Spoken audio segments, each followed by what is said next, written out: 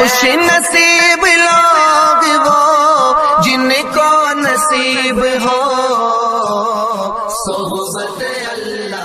راہ ولی میں وہ تاثیر دیکھی، بدلتی ہزاروں کی تقدیر دیکھی۔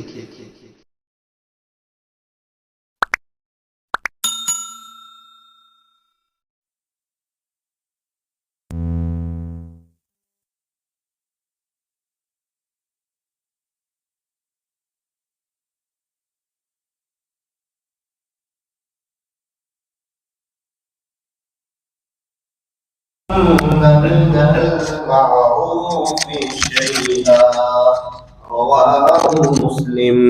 وقال عليه الصلاة والسلام التائب من الذنب كمن لا ذنب له، وصدق رسوله النبي الكريم، ونحن على ذلك لمن الشاهدين والشاكرين، والحمد لله رب العالمين۔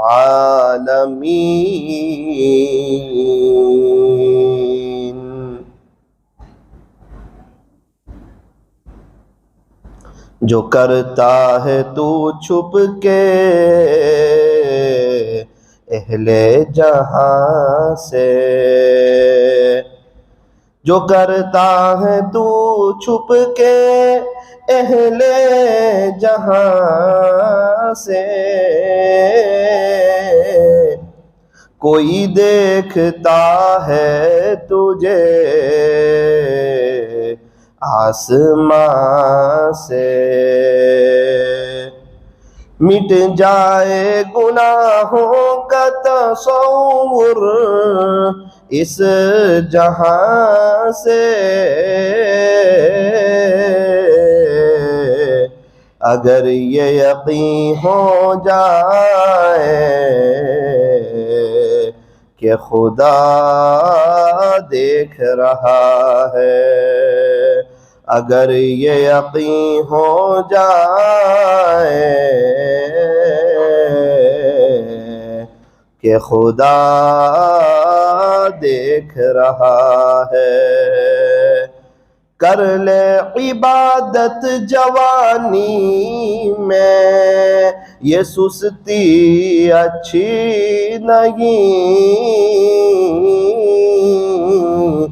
جب آ جائے بڑھاپا تو پھر کچھ بات بنتی نہیں، جب آ جائے بڑھاپا تو پھر کچھ بات بنتی نہیں، کسی خاکی پر مت کر خاک اپنی زندگانی کو،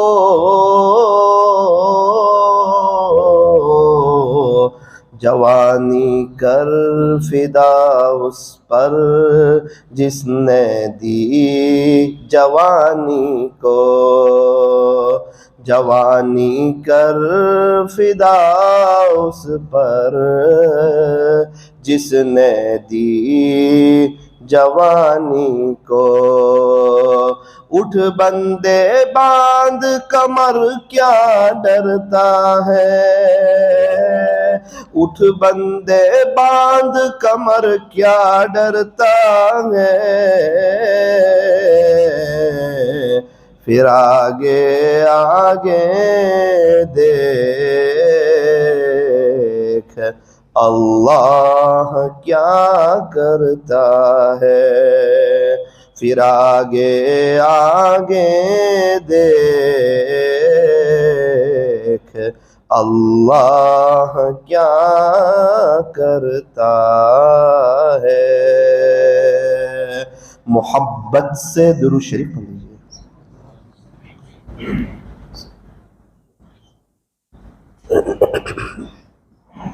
بزرگان محترم اور عزیز نوجوانوں، اللہ کے خزانے بہت بڑے ہیں۔ نمبر 2، اللہ کے خزانوں کے کوئی دروازے بھی نہیں ہیں۔ نمبر 3، اللہ کے خزانے میں جو کچھ ہے وہ سب دینے کے لیے ہے، لینے کے لیے کچھ نہیں ہے۔ نمبر 4، اللہ تعالی ہر وقت دینے کے لیے تیار ہے، دے کر کے خوش ہوتے ہیں، مانگنے والوں سے بڑا پیار کرتے ہیں، محبت رکھتے ہیں، اور جو چلتے پھرتے ہیں اپنے دل کی باتیں اللہ سے کرنے لگتا ہے، اللہ اسے اپنا بہت قریبی بنا لیتے ہیں۔ اسی لیے فرمایا مانگو اسی سے جو دے خوشی سے اور نہ کہیں کسی سے، وہ میرا اللہ ہے۔ فرمایا کہ دنیا والوں سے مانگو گے نا تو وہ لوگ ناراض ہو جائیں گے، اور اگر اللہ سے نہیں مانگو گے نا تو اللہ ناراض ہو جائے گا۔ اللہ تعالیٰ دے کے خوش ہوتے ہیں۔ یوں فرمایا کہ ہم لوگ مانگتے ہوئے اچھے لگتے ہیں اور اللہ پاک ہمیں دیتے ہوئے اچھے لگتے ہیں۔ اسی لیے فرمایا کہ مجھے پکارو، میں پکارنے والوں کی پکار کو سنتا ہوں۔ اللہ تعالی ہمارے بہت قریب ہے۔ وَنَحْنُ أَقْرَبُ إِلَيْهِ مِنْ حَبْلِ الْوَرِيدِ، اللہ تبارک و تعالی تو ہماری شہ رگ سے بھی زیادہ قریب ہے۔ قرآن کریم کی یہ وہ آیت ہے جو ایمان والوں کو ہلا کر کے رکھ دے کہ یار میرا اللہ جب میرے قریب ہے تو میں کیوں کسی اور سے دوستی کروں، میں کیوں کسی اور سے دل لگاؤں، میں کیوں بد نظری کروں، میں کیوں اللہ کو ناراض کروں، میں کیوں اپنی آخرت کو برباد کروں۔ ایک کاش میں دوستی اللہ سے کر لوں، یاری اسی سے لگا لوں جب اللہ قریب ہے۔ اپنے دل کی باتیں میں کیوں کسی اور سے شیئر کروں جب میرا اللہ قریب ہے۔ فرمایا دل کی باتیں دل کے بنانے والے سے کر کے دیکھو، تب پتا چلے گا سکون کیا چیز ہے۔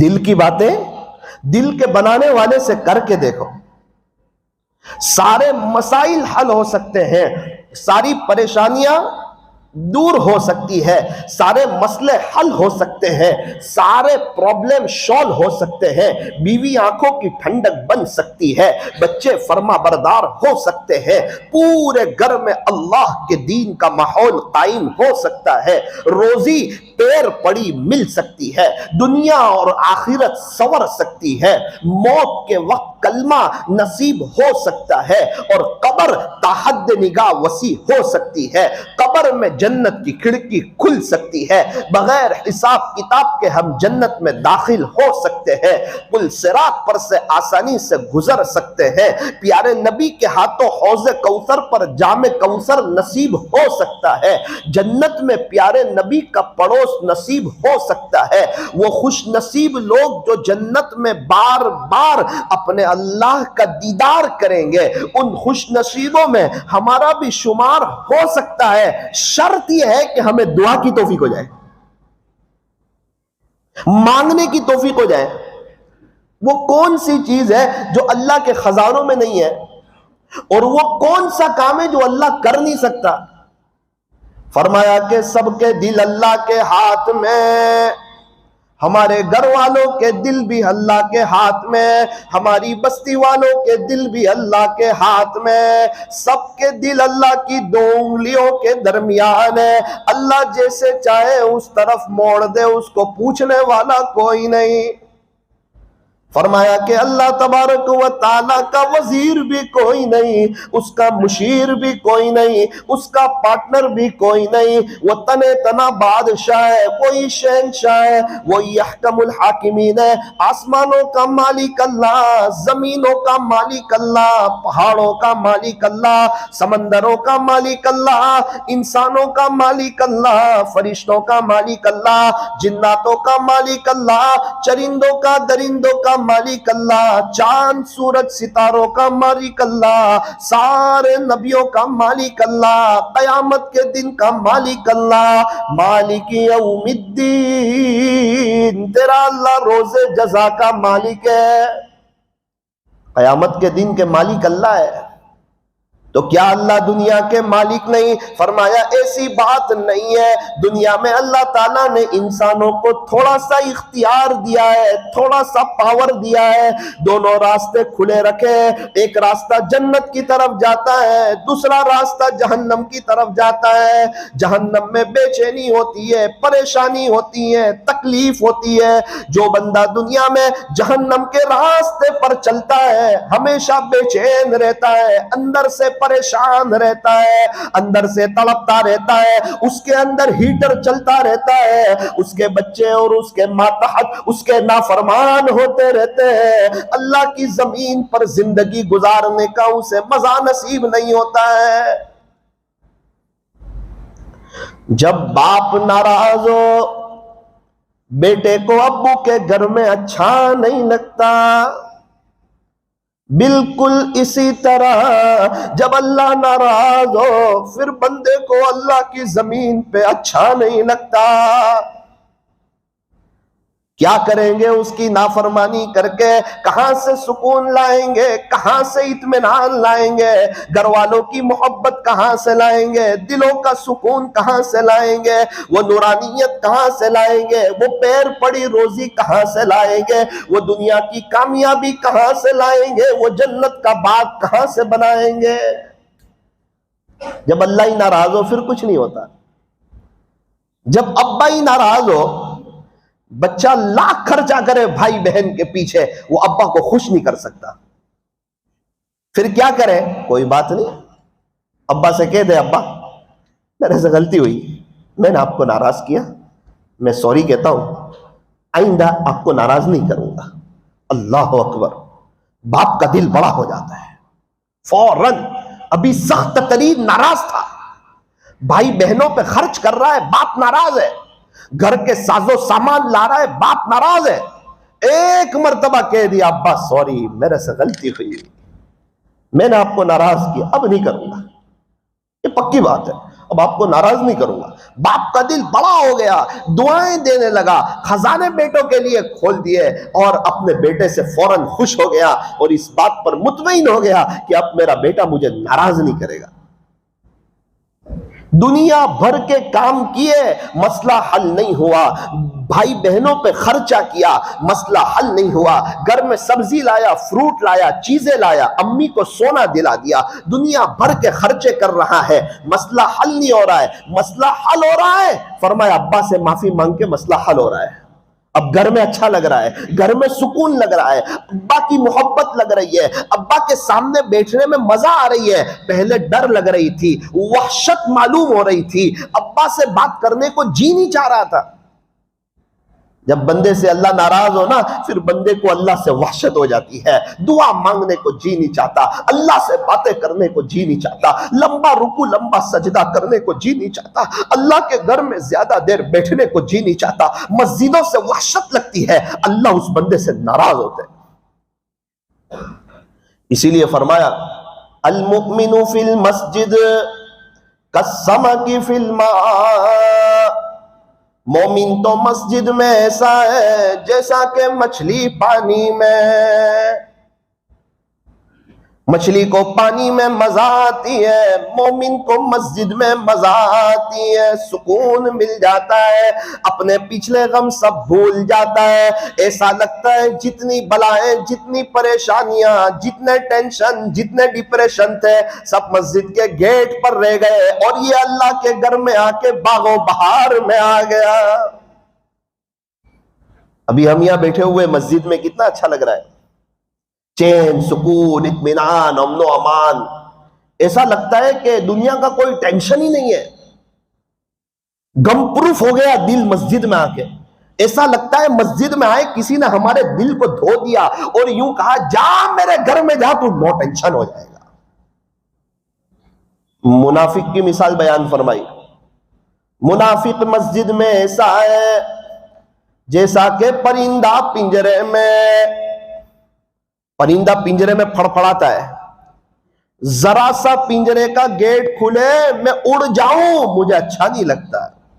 فرمایا کچھ لوگ ایسے بھی ہیں جو ہے تو مسلمان لیکن منافقین کی صفت والے ہیں، سب سے اخیر میں مسجد میں آتے ہیں، سب سے جلدی چلے جاتے ہیں، یہ پنجرے کی طرح کب سلام پھرے اور میں چلا جاؤں اللہ کے گھر میں، نعوذ باللہ اچھا نہیں لگ رہا ہے۔ جس انسان کو مسجد میں بیٹھنا اچھا نہیں لگتا، مسجد میں اسے سکون نہیں لگتا، آپ مجھے بتاؤ اس کو کامیابی کہاں سے ملے گی؟ اس کی زندگی میں بہاریں کہاں سے آئے گی؟ ایک بات ہماری یاد رکھنا، یہ میں اپنے آپ سے بھی کہہ رہا ہوں، صرف آپ لوگوں سے نہیں، بولنے والا بھی محتاج ہے اللہ کے دین کا، سننے والے بھی محتاج ہے۔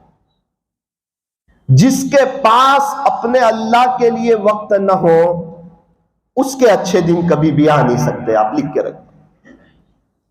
جس کے پاس اللہ کے لیے وقت نہیں ہے اس کے اچھے دن آ نہیں سکتے، اور جس کے پاس اللہ کے لیے وقت ہو اس کے کبھی بھی برے دن آ نہیں سکتے۔ لوگ کہتے ہیں کہ پیسہ جمع کرو برے وقت میں کام آئے گا، اللہ والے کہتے ہیں اللہ کے لیے وقت نکالو، انشاءاللہ زندگی میں برا وقت ہی نہیں آئے گا۔ اللہ کو وقت تو دے کر دیکھو، جس نے وقت کو بنایا ہے اس اللہ کو وقت دے کر کے دیکھو، ہمارا اچھا وقت آ جائے گا، اچھے دن آ جائیں گے۔ آج جس کو بھی دیکھو یا تو غم سے بھرا ہوا ہے یا غصے سے بھرا ہوا ہے، وجہ کیا ہے؟ فرمایا اس کے اندر میں سکون نہیں۔ اندر میں سکون کیوں نہیں؟ کیونکہ اس کی زندگی میں اللہ کا قرآن نہیں، اللہ کا ذکر نہیں، اس لیے اس کے اندر میں سکون نہیں۔ سکون کیوں نہیں ہے زندگی میں؟ فرمایا اللہ کا قرآن نہیں ہے۔ ناشتے سے نعوذ باللہ کم حیثیت دے دی ہے قرآن کو، کھانے سے کم حیثیت دے دی ہے نعوذ باللہ قرآن کو، اور اپنے بزنس سے اپنے کاروبار سے نعوذ باللہ کم حیثیت دے دی ہے قرآن کو، موبائل سے، واٹس ایپ سے، یوٹیوب سے، فیس بک سے، ٹویٹر سے، چائے پینے سے، دوست احباب سے نعوذ باللہ کم حیثیت دے دی ہے اپنے قرآن کو، سنیچر کی رات سے کم حیثیت دے دی ہے قرآن کو۔ ہر ایک کے لیے وقت ہے، اگر وقت نہیں ہے نعوذ باللہ اس کے پاس اللہ کے قرآن کے لیے وقت نہیں ہے۔ بیزی ہے یہ، بیزی، ایسا بیزی کیا کام کا، ایسی مشغولی کیا کام کی؟ اللہ کی سب سے بہترین کتاب جو کہ کتاب اللہ ہے، کلام اللہ ہے، فرمایا قرآن کریم ہمارا سچا دوست ہے، یہ ہمیں دنیا میں بھی کام آئے گا، قبر میں بھی کام آئے گا، حشر میں بھی کام آئے گا، پل صراط پر بھی کام آئے گا۔ قرآن کریم ایسا ہمارا سچا دوست ہے جو انشاءاللہ ہمیں جنت تک کے پہنچا کر کے رہے گا۔ 2 ہفتے پہلے ایک ڈاکٹر صاحب سے ملاقات ہوئی، کہنے لگے مولانا روزانہ 2 پارے پڑھتا ہوں، رمضان میں 10 پارے پڑھتا ہوں، ہر مہینے میں 2 قرآن ختم کرتا ہوں، روزانہ 2 پارے، چاہے دنیا آگے پیچھے ہو جائے میرے 2 پارے آگے پیچھے نہیں ہوتے۔ میں نے کہا وہ کیسے؟ کہ دوپہر میں 4 سے 5 کا وقت میرے اللہ کے لیے، اس وقت میں نہ فون، نہ پیشنٹ، نہ گھر والوں سے کوئی بات، فون بھی سوئچ آف، یہ وقت میرا اور میرا اللہ کا۔ اب اللہ سے زیادہ کسی کی اہمیت ہو تو اس کو وقت دوں، اور میری نظر میں اللہ سے زیادہ کسی کی اہمیت نہیں ہے، تو میرے 2 پارے پابندی سے ہو ہی جاتے ہیں۔ ہمارا قرآن نہیں ہوتا، وجہ کیا ہے؟ ہم نے اس کا وقت نہیں کیا ہے۔ ہمارا ناشتہ ہو جاتا ہے، دوپہر کا کھانا ہو جاتا ہے، رات کا کھانا ہو جاتا ہے، بزنس پر جانا ہو جاتا ہے، کیونکہ یہ سب چیزوں کا وقت طے ہے۔ نمازیں ہو جاتی ہے کیونکہ نمازوں کا وقت طے ہے، فجر کا یہ وقت، ظہر کا یہ وقت۔ قرآن شریف کی تلاوت نہیں ہوتی کیونکہ ہمارا قرآن کا کوئی وقت طے نہیں ہے۔ تسبیحات کی پابندی نہیں ہوتی کیونکہ ہمارا تسبیحات کا کوئی وقت طے نہیں ہے۔ اس لیے آج کی مجلس میں بیان تو ماشاءاللہ آپ سنتے رہتے ہو، ہم بھی بولتے رہتے ہیں، سننے والے سنتے بھی رہتے ہیں، لیکن زندگی جو بنتی ہے نا وہ عمل سے بنتی ہے۔ بات یہاں سے چلی تھی، اللہ کے خزانے ہر وقت کھلے ہوئے ہیں، اللہ تعالیٰ دینے کے لیے تیار ہے، مانگنے والوں کی کمی ہے، لینے والوں کی کمی ہے۔ ایک آدمی مسجد کے کونے میں بیٹھ کے اللہ کو کہہ رہا ہے، پیارے اللہ 25,000 روپے قرضہ ہے، اور آپ کو معلوم ہے کہ میں ہمیشہ آپ سے مانگتا تھا اور آپ سے مانگ کر کے کبھی بھی میں نامراد ہوا نہیں.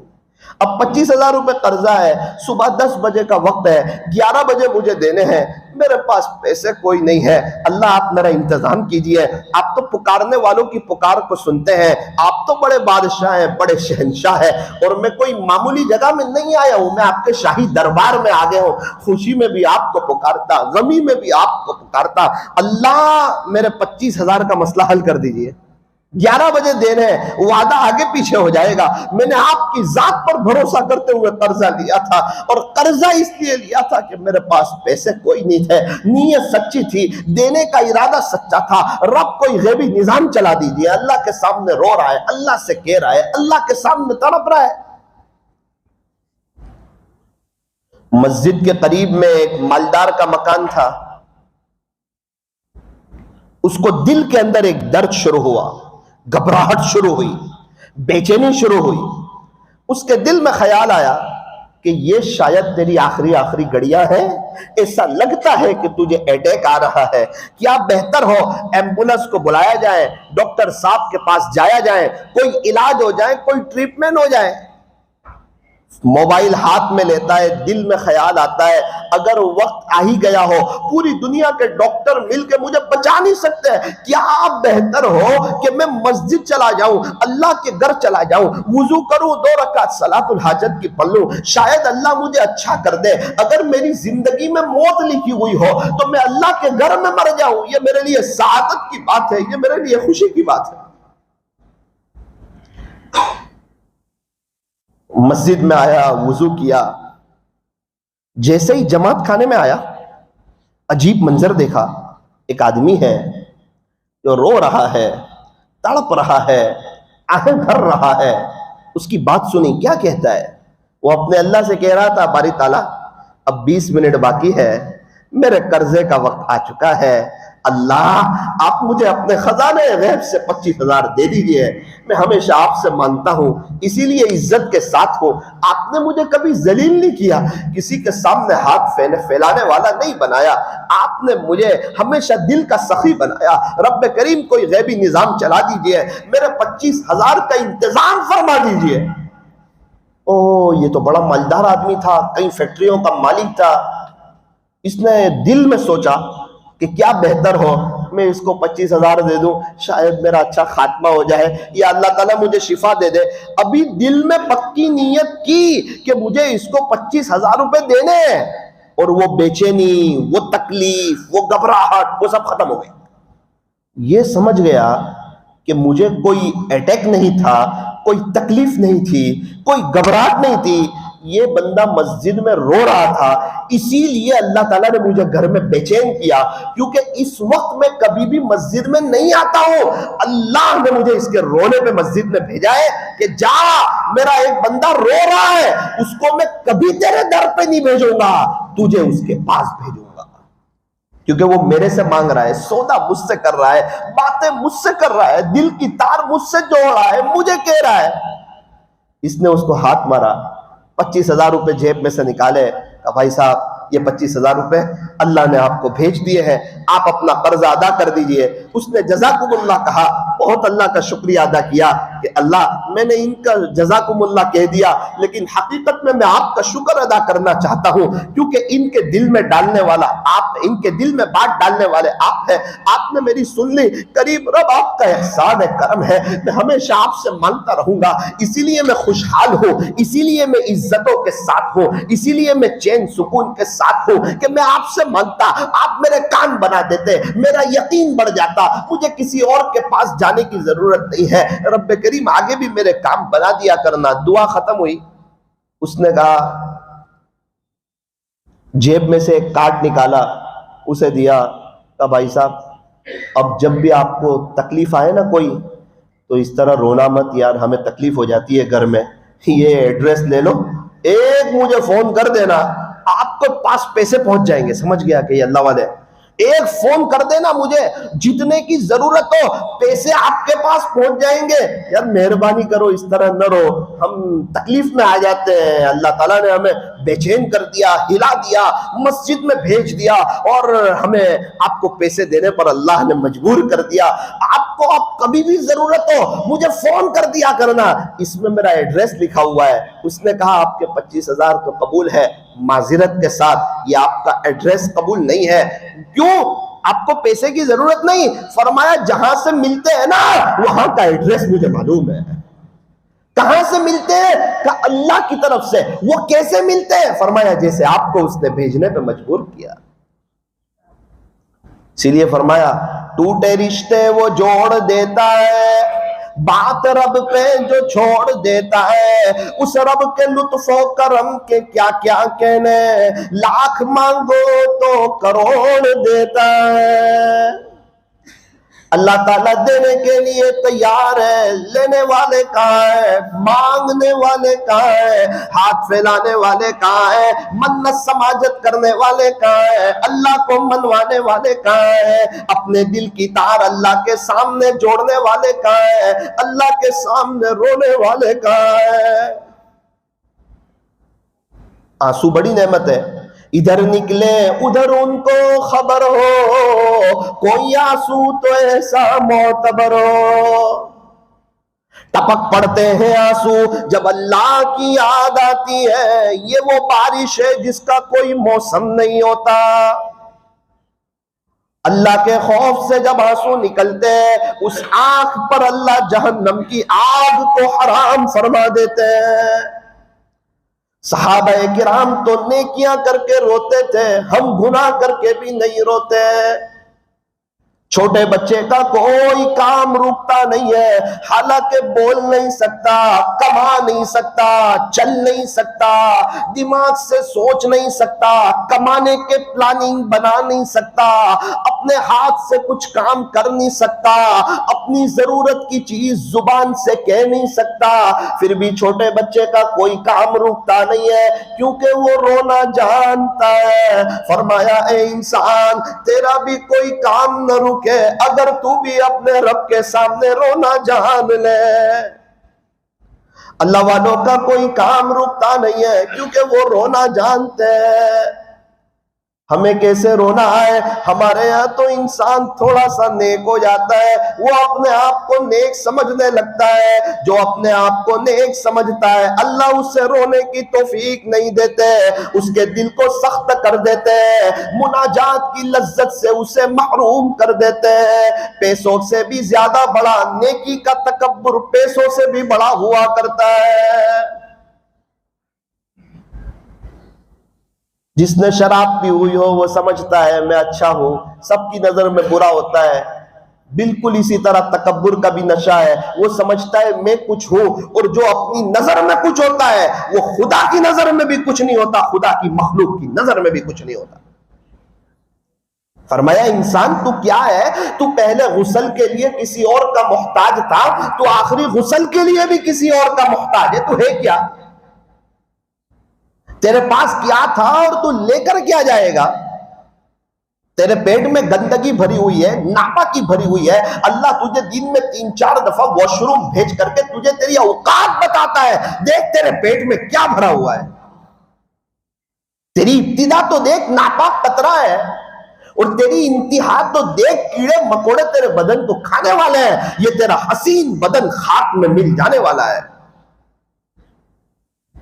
ملے خاک میں اہل شاہ کیسے کیسے، زمین کھا گئی آسماں کیسے کیسے۔ جہاں میں ہے ہر سو عبرت کے نمونے، مگر تجھ کو اندھا کیا ہے رنگ و بو نے۔ کیا کبھی غور سے یہ بھی دیکھا ہے تو نے، جو محل معمور تھے اب ہے وہ سونے۔ جگہ جی لگانے کی دنیا نہیں ہے، یہ تو عبرت کی جا ہے تماشا گاہ نہیں ہے۔ پہلے بچپن نے تجھے برسوں کھلایا، پھر جوانی نے تجھ کو مجنوں بنایا، پھر بڑھاپے نے آ کے تجھے کیا کیا ستایا۔ اے انسان یاد رکھ اجل یعنی موت کر دے گی بالکل تیرا صفایا۔ جگہ جی لگانے کی دنیا نہیں ہے، یہ تو عبرت کی جا ہے تماشا گاہ نہیں ہے۔ کیا تجھ کو یہی دھن ہے کہ رہوں سب سے اعلیٰ، ہو زینت نرالی ہو فیشن نرالا، کیا یوں ہی جیا کرتا ہے مرنے والا، کیا یوں ہی جیا کرتا ہے کفن کا پہننے والا، کیا یوں ہی جیا کرتا ہے جنازے میں سو جانے والا، کیا یوں ہی جیا کرتا ہے دفن ہو جانے والا، جگہ جی لگانے کی دنیا نہیں ہے، یہ تو عبرت کی جا ہے تماشا گاہ نہیں ہے۔ اجل نے نہ چھوڑا نہ کسرا نہ دارا، اسی سے فاتح سا سکندر بہارا، جگہ جی لگانے کی دنیا نہیں ہے، یہ تو عبرت کی جا ہے تماشا گاہ نہیں ہے۔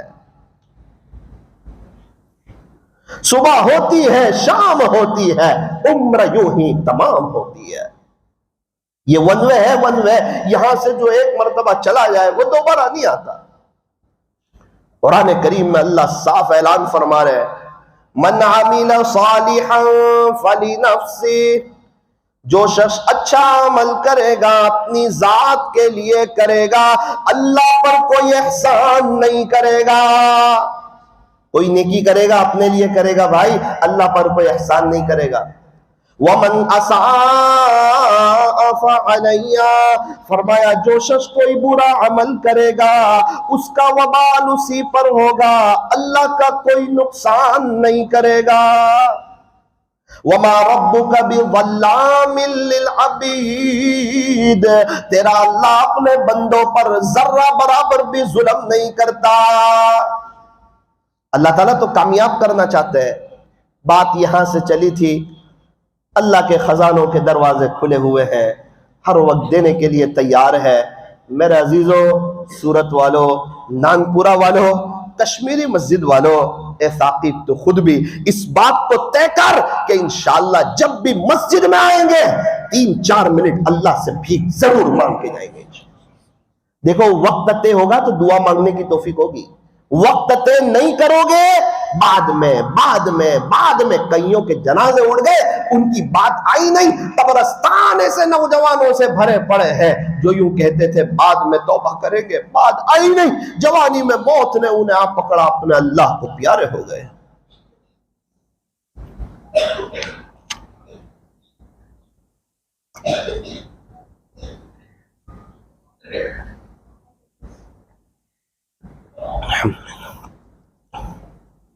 بھائی دعوت کا کام کب کریں گے؟ بعد میں کریں گے۔ گشتوں میں کب جڑیں گے؟ بعد میں جڑیں گے۔ آپ کی مسجد میں گشت ہوتا ہے؟ ہوتا ہے۔ آپ جڑتے ہیں؟ میں تو نہیں جڑتا ہوں۔ اچھا، یہ جو گشت میں بیٹھتے ہیں وہ آپ کی قبر میں آئیں گے؟ بولے نہیں۔ آپ ان کی قبر میں جائیں گے؟ بولے نہیں۔ تو یہ گشت کر رہے ہیں، اس سے آپ کو کیا فائدہ؟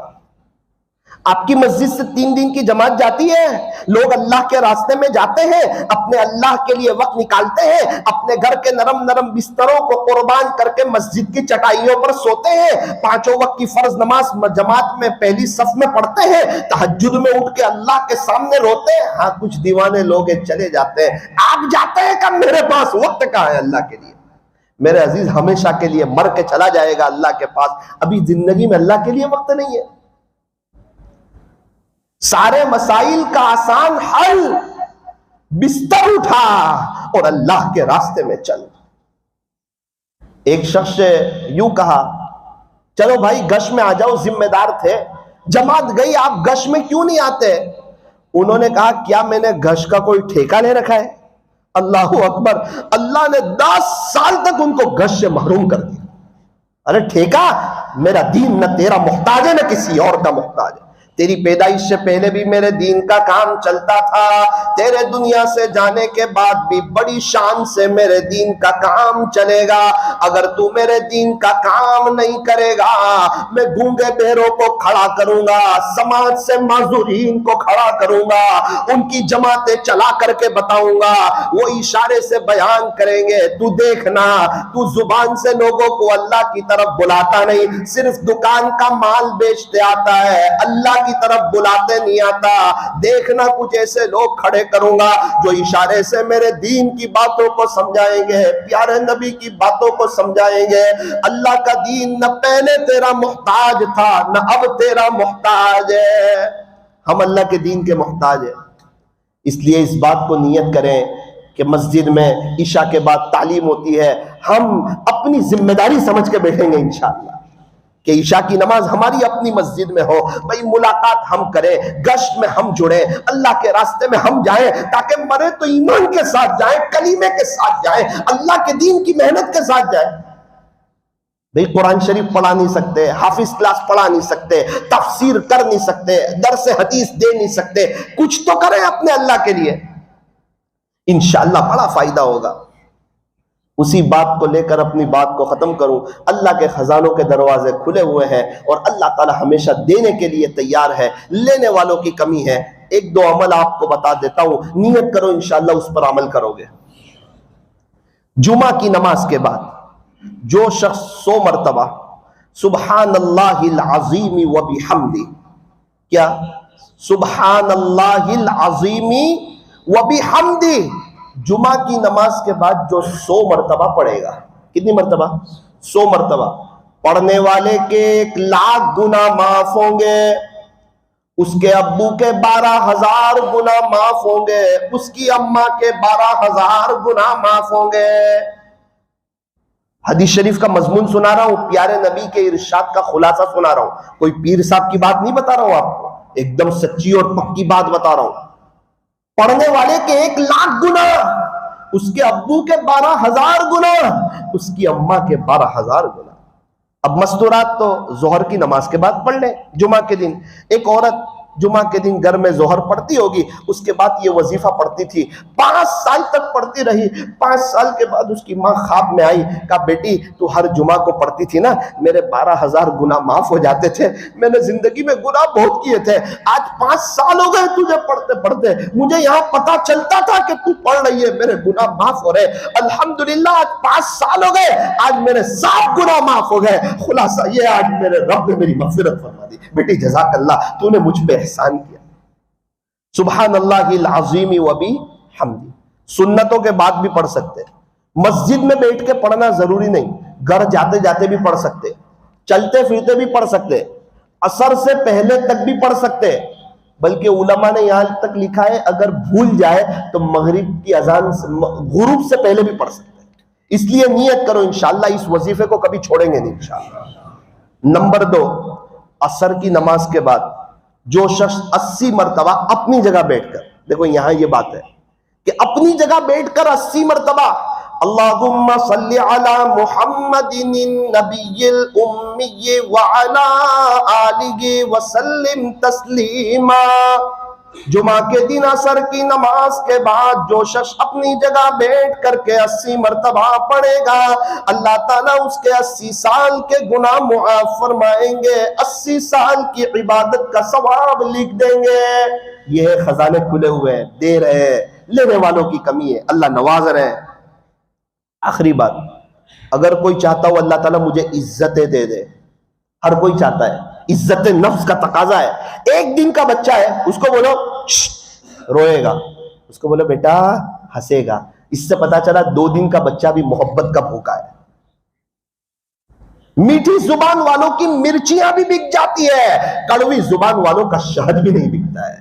زبان میٹھی ہو، زبان اور دل میں ہڈی نہیں، اور اس کا سخت ہونا یہ اللہ اس کے رسول کو پسند بھی نہیں، اس لیے نرمی اختیار کرو، انشاءاللہ موت کے وقت اللہ نرمی سے لے لے گا۔ اور اگر چالاک بنو گے، موت کے وقت اللہ نے چالاکی کا معاملہ کر لیا تو کہیں کے نہیں رہو گے۔ دنیا تو کہتی ہے چالاک بنو ورنہ لوگ کھا جائیں گے، لیکن میں آپ کو صحیح کہتا ہوں آپ نرم بنو۔ میں نے دیکھا جن کو اللہ نے رمضان دیا اکثر لوگ نرم تھے، اس میں سے اللہ نے ان کو رمضان دیا۔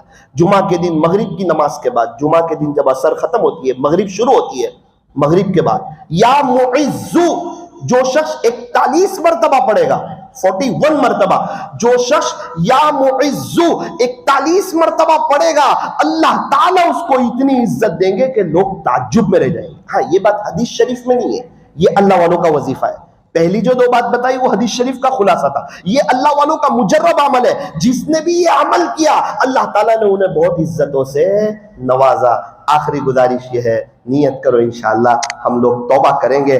جہاں پینسل بنا ہے وہاں ربڑ بھی بنا ہے, جہاں بال پین بنی ہے وہاں وائٹنر بھی بنا ہے, جہاں کپڑے بنے ہیں وہاں پر سرف بھی بنا ہے, جہاں پر موبائل ہے وہاں ڈیلیٹ کا بٹن بھی بنا ہے. جہاں ہم جیسے گنہگار ہیں وہاں اللہ نے توبہ کا دروازہ بھی کھلا رکھا ہے. بڑا کریم ہے, معاف کر کے خوش ہوتا ہے, رحمان رحیم ہے, 100 قتل کرنے والوں کو پہلے ہی معاف کر چکا ہے.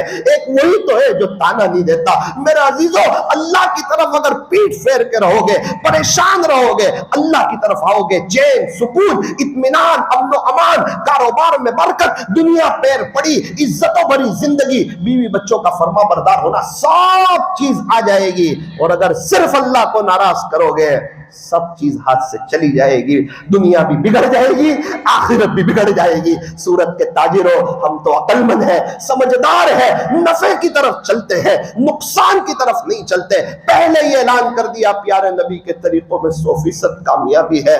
یہ فرمان خدا ہے. کشمیری مسجد والو غور سے سن لو, نہیں جو مصطفیٰ کا وہ ہمارا ہو نہیں سکتا. ذمہ داروں سے بات چل رہی ہے, انشاءاللہ ان قریب ایک رات کی عشاء کے بعد مجلس کریں گے. اس وقت مستورات کا بھی انتظام ہوگا. کچھ اہم باتیں اس وقت رکھنی ہے. آپ تمام حضرات سے گزارش ہے آپ خود بھی آنا, اس کی دعوت چلانا اور اپنی مستورات کو ضرور لے کر کے آنا. مستورات کو بات سمجھ میں آتی ہے تو گھر کے اندر دینداری عام ہو جاتی ہے. اللہ تعالی ہمارے بیٹھنے جمع ہونے کو قبول فرمائے.